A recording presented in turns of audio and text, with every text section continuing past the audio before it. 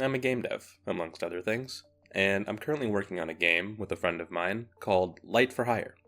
We don't have an official release date yet, but you can, however, wishlist it right now on Steam. There's a link in the description.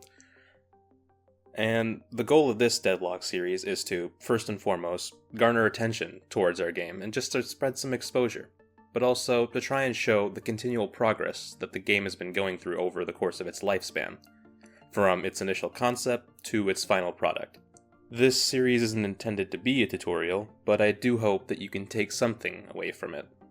That something either being straightforward entertainment, or looking at a different way to solve a problem. Now, let's get started. Our first and foremost reason for even conceptualizing Light for Hire was because of the Pirate Software Game Jam number 15. Our two-man team had wanted to make a game for a while before this game jam, but life had its own way of getting in the way. So we essentially weaponized this game jam as an opportunity to finally get some sort of product released, no matter how unfinished we thought it was. There's also a link to that prototype in the description, by the way. But before we even got to that prototype version, there was a lot of work that had to be done. Since there was two of us, we had to find a way to split the workload. By the way, having another person who's competent at what they do and who you can trust to share a workload with is a godsend that can dramatically increase how much work you can get done. So, knowing that we could split the workload, we decided that I would handle all the art, the animations, the sound effects, basically anything on the artistic side of the game, and my friend would handle all of the programming and systems and creating the infrastructure from the code. Then we had to theorycraft on some ideas. The theme for this game jam was shadows and alchemy. So once we had narrowed down our search for ideas, we went full steam ahead on our concept about a card-slinging cowboy that travels across the country taking out members of an evil gang in return for payment. We planned for the game to be isometric and Western theme, and instead of using guns like they did in the Wild West, the player would have access to a deck of magical cards. These magical cards came in three types. There was the yellow one, which stunned, the red one, which did area of effect damage, and the blue one, which dealt high damage and had more range. Now, for those of you who have ever had the misfortune of playing League of Legends, you're probably thinking, that's very similar to Twisted Fate's W, and that was kind of the concept we wanted to go off of, because it's a fun little mini-game to play, and it's very fun to lock in the wrong card and have your team flame you. Except with this game, there's no flame, and you can just keep cycling through the cards until you get what you want.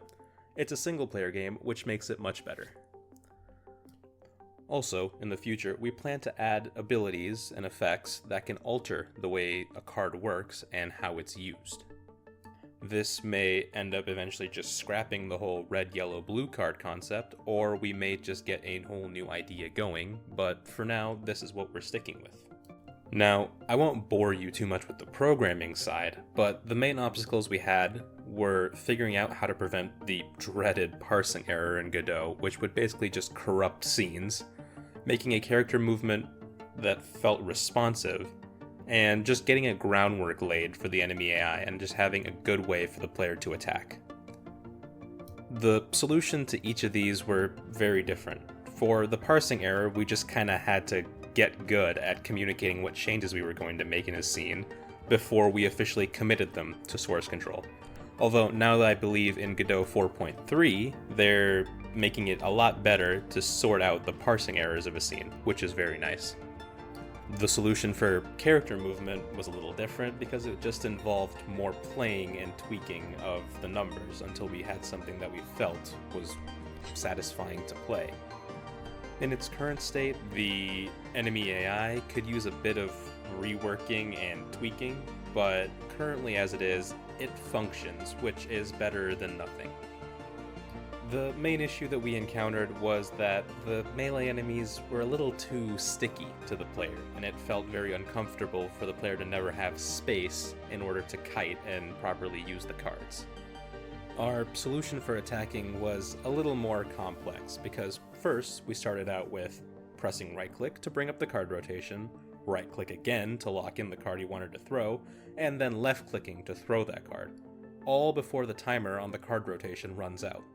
In hindsight, this was way too many inputs to just throw in for just throwing one card, so we decided to alter it and have it be right-click to bring up the card rotation, and you have the option of pressing left-click to throw the card that is currently hovered in rotation, so there was no need for the lock-in. We did, however, keep the lock-in feature just in case somebody wanted to have a card prepped in advance, but it was nice to give the player a couple of options in how they wanted to deal with the obstacles that they encountered. And just as a side note, we do plan to continually update the way the attack system works, because we're still not currently very happy with it, and we do feel that it could be better. So keep that in mind for future devlogs, as we may continue to change this. Now, artwork, like programming, can always be refactored and made to look and function better. And with the current version of the assets that we have, we think that they're in an okay state, but they can always be updated. In time, all pieces of the art, from the character to the enemies to the terrain and the buildings, should all be getting a new look, but here's how they look now, and here's some rough drafts of how they plan to look in the future. It's nothing insanely fancy or complex, but it still takes time, and the overall goal is to make it look and feel like a Western town. Now, sound design is a whole nother beast to tame, because neither of us have any experience creating music or sound effects. This easily made it the most challenging part of the whole game dev process. One day, I spent 6 hours trying to make any kind of simple beat just to put it as a background music, and somehow I ended up with something that sounds like a children's lullaby. Not exactly Western. So, I did the next best thing and used free audio soundtracks off the internet. They aren't exactly tailored to exactly how we'd want the game to feel for music, but they work better than anything I could have accomplished, at least in that time frame. As for sound effects, it was far easier to create them because you could get creative with any object in your environment. For example, the stun effect was made by clanging 2 knives together, and the walking effect was made by crumpling up a piece of paper and repeatedly pressing in on it. The card whooshing sound was just me rubbing 2 sheets of paper together. The whole process of creating sound effects on a whole was just a lot more fun than creating a soundtrack, because you could just get creative and you didn't have to make very long pieces of sound. It could be something short and simple, and it just had to be immersive and not overwhelm the player. And that's about all the generalized information I have for this devlog. There should be more devlogs in the coming months, and hopefully with each upload, the quality of both the entertainment and the information just gets better. I'll also try to release an accurate roadmap of Light for Hire eventually. But until then, if you wanted to show your support, you could wishlist our game on Steam.